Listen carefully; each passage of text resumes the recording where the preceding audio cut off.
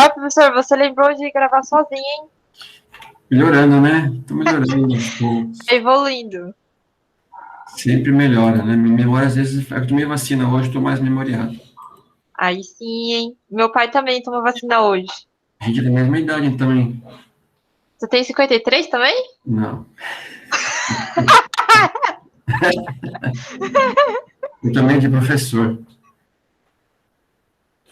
Professor, Ah, tá contando aí. professor, mas tô quase lá.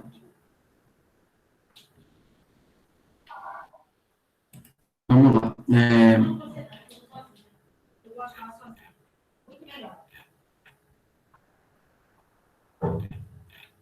Bom, estamos no sumário dos assuntos principais e o começo da matéria do segundo bimestre é capital de giro, na realidade, tá?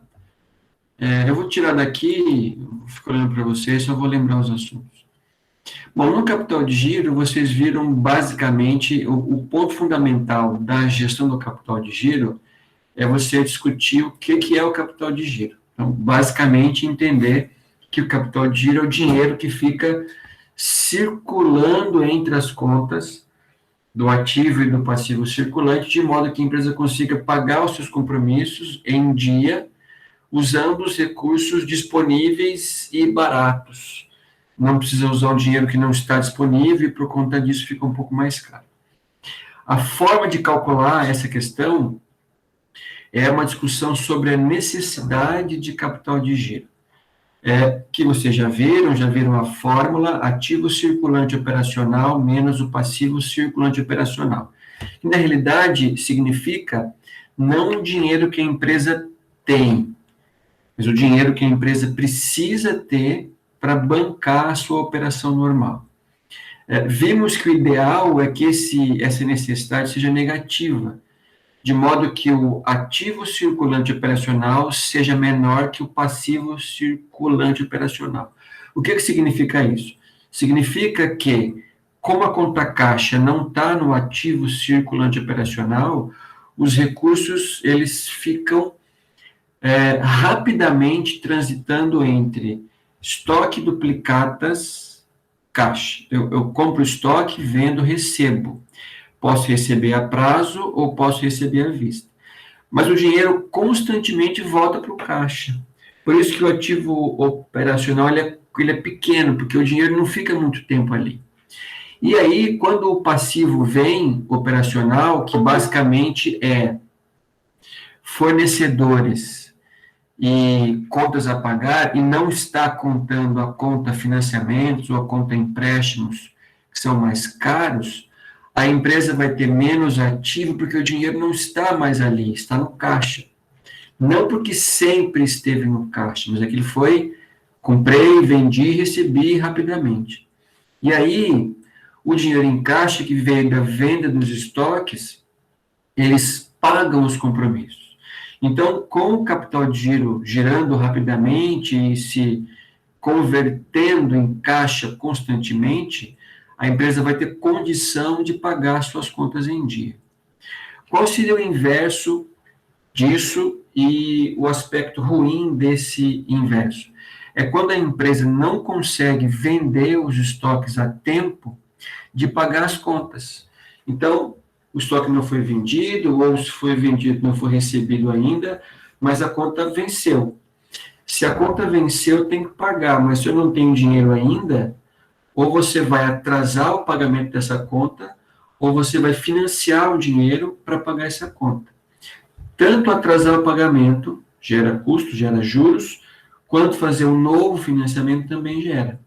Então, qual é a função do capital de giro, ou da necessidade do capital de giro?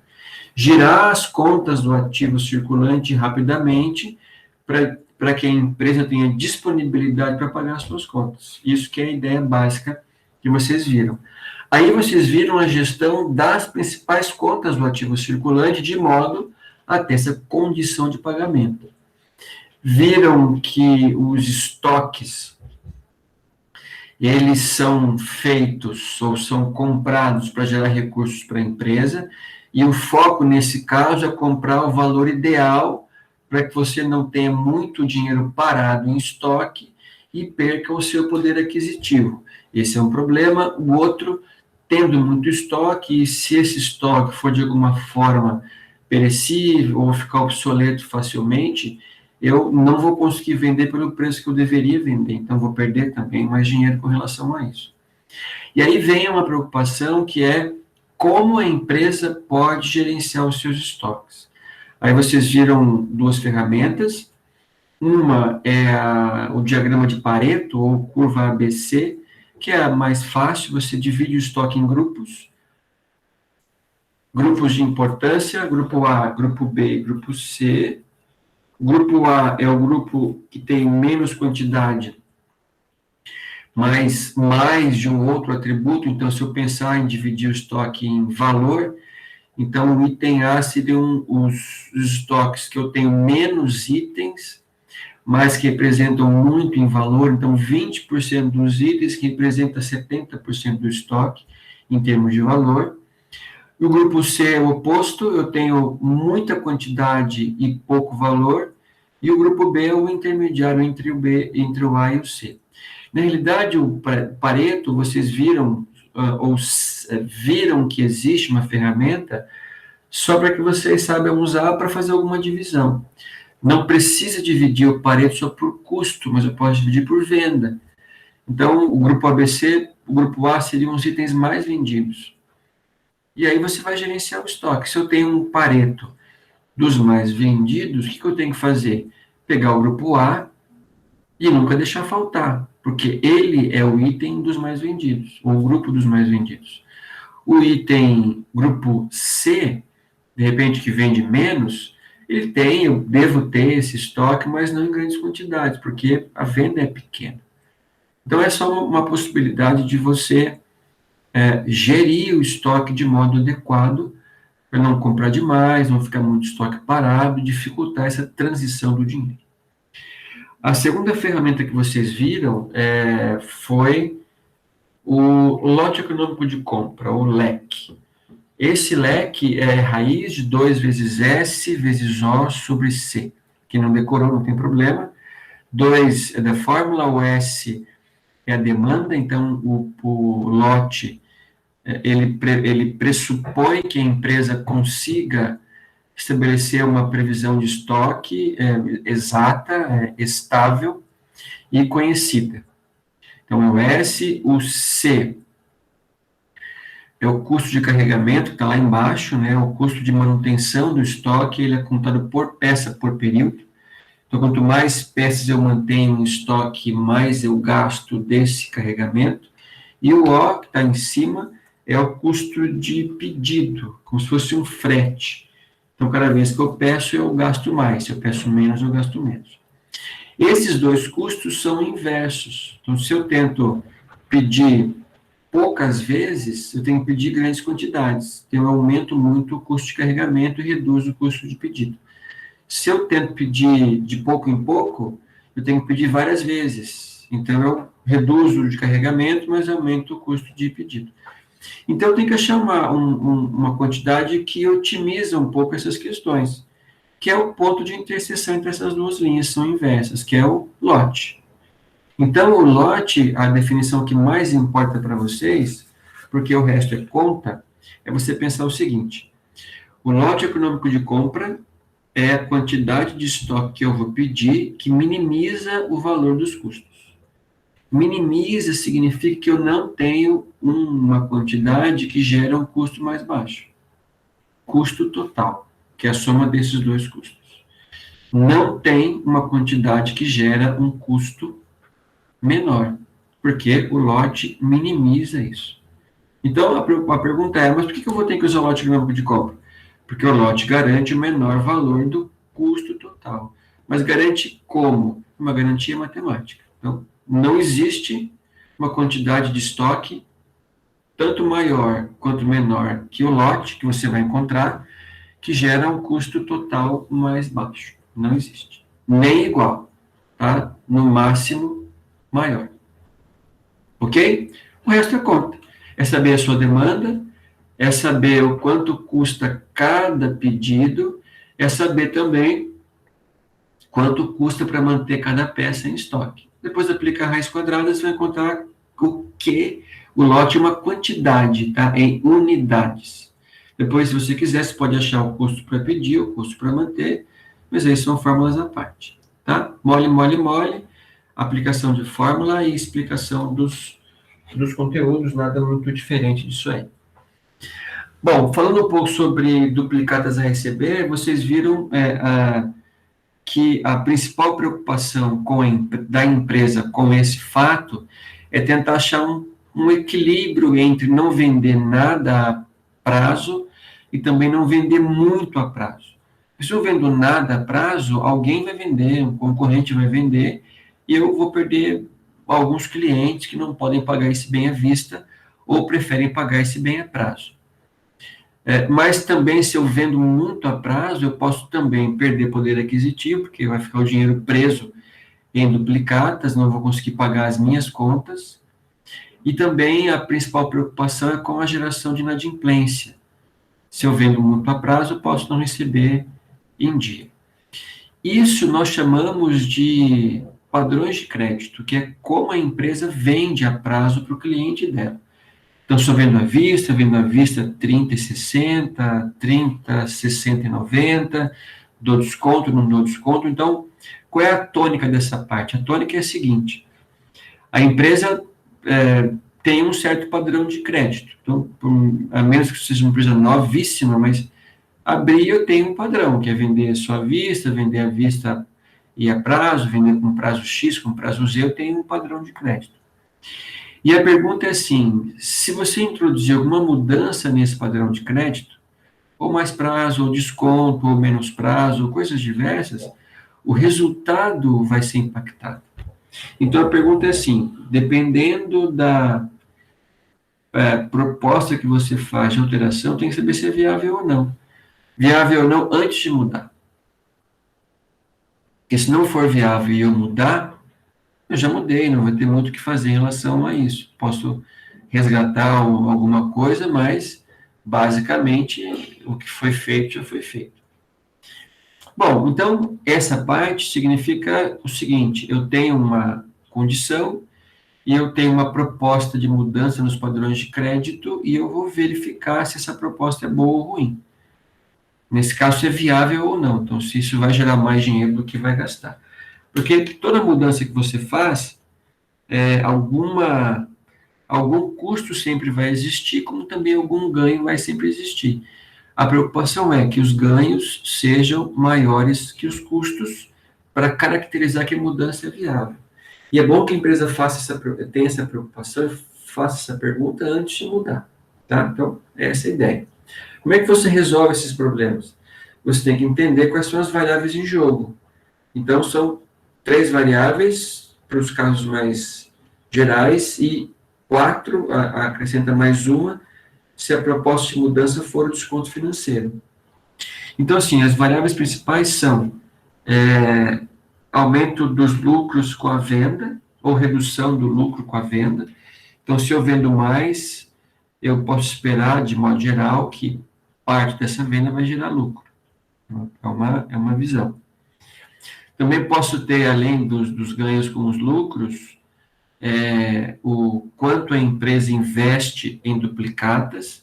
E aqui o livro supõe que vender a prazo não gera nenhum tipo de retorno para a empresa, não tem custo algum, ela não cobra nenhum juros.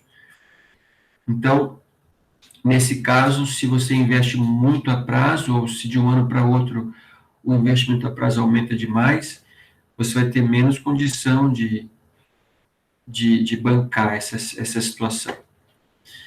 Outra possibilidade é o desconto financeiro. Eu tenho que verificar se o desconto de modo individual é um dinheiro que eu vou deixar de ganhar.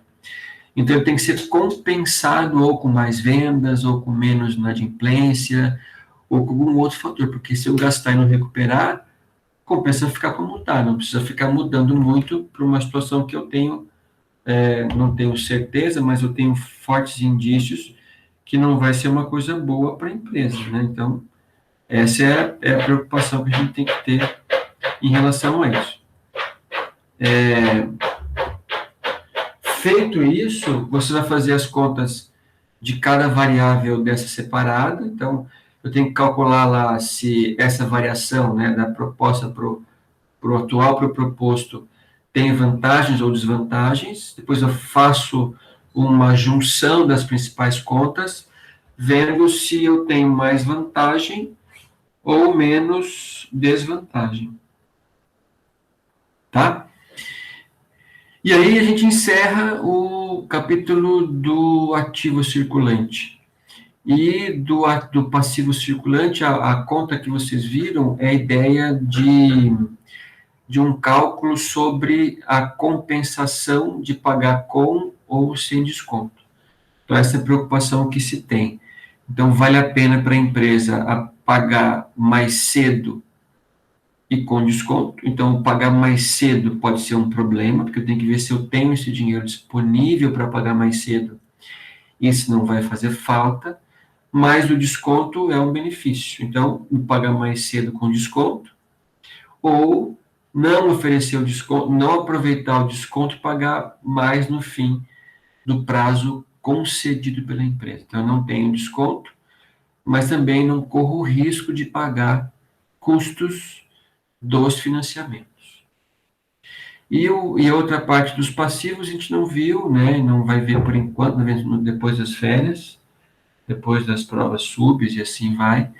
Então, paramos nessa ideia do capítulo 15, que é a geração dos passivos, do custo de pagar com desconto ou sem desconto. E a partir daí ver se isso é bom ou se é ruim para a empresa. E esse é o nosso assunto para avaliação. Então, a gente já reviu várias vezes, já discutiu semana passada, e agora vou ficar para responder dúvidas de vocês ou bater papo de algum assunto da avaliação. Eu fico à disponibilidade de vocês. Alguém tem alguma pergunta?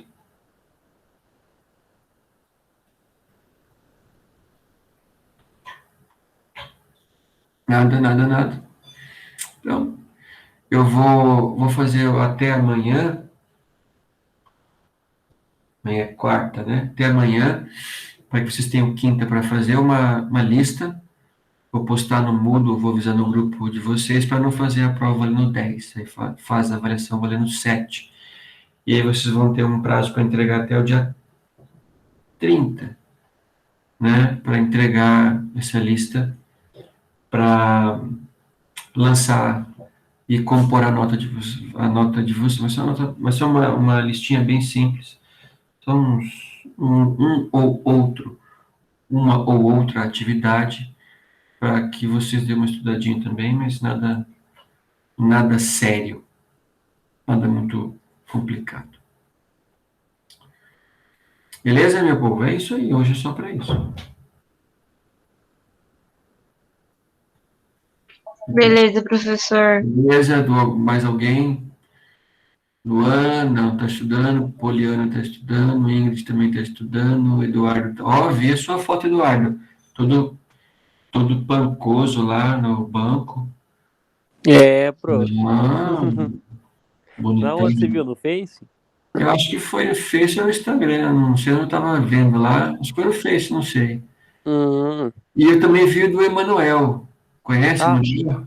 Opa, eu mandei o meu parceiraço. Ó, dei aula, mandei um abraço para ele. Mandei ela para ele lá no PUC, não na PUC. Ô, louco, eu vou falar dele, falar de você para ele. Perguntar. Dei aula para ele também já. Legal demais. André também já está sabendo de tudo. E é isso aí, meu povo. Vou até desligar se ninguém perguntar nada. Eu estou de vacina, né? Então eu tenho que me poupar. Tudo tranquilo. Protegido, meu filho. Seu pai está descansando já, Eduardo? Tomou que vacina? Pediu uma Pfizer? A Pfizer, Nossa, Pfizer. gelada, com espuma, gelada, veio um petisquinho junto. Comemorou, entendeu? Abriu o vinho aqui, que tinha um vinho em casa. Na verdade, meus pais já tomaram a primeira vacina, né? Minha mãe, ela tomou semana passada. Aí ele tomou hoje. Legal. Bom, gente, é isso aí. Qualquer problema que vocês tenham, me pergunte. Quem não estudou tudo ainda e começar a estudar e ver que tem dúvida, a gente vai fazer, acho que a minha avaliação ficou lá pro dia 24, eu acho, não me lembro. Me dá um toque aí que a gente faz um aulão. Nós 6. Não, nós 1, 2, 3, 4, nós 7. Falou? E aí, professor? Se você souber de alguma coisa aí, você me fala, Eduardo, de alguma dúvida de alguém aí, a gente vai bater um papo. Pode deixar. Beleza? Então eu vou embora que eu tô meio bobo. Vai tomar um leitinho. Vou tomar um leitinho para dor de cabeça.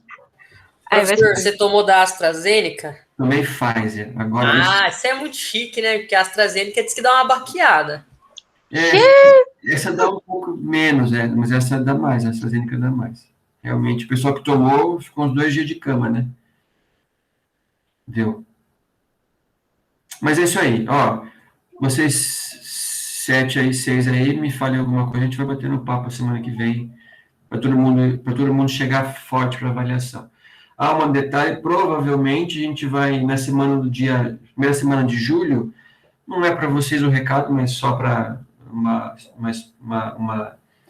informação, é semana de subs, então também não tem aula.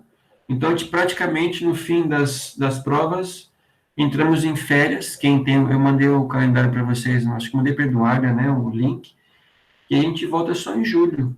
Aí, vamos ver como é que está o esquema, para ver como é que a gente vai voltar também em julho. Mas aí eu comunico vocês aí tudo direitinho. Falou? Beleza, professor. Bom, gente, então, juízo, estudem bastante, qualquer coisa, estou à disposição. Tchau para vocês. Senhor também, descansa bem. Boa noite, professor. Beijo, tchau, tchau. Até mais, tchau. Tchau.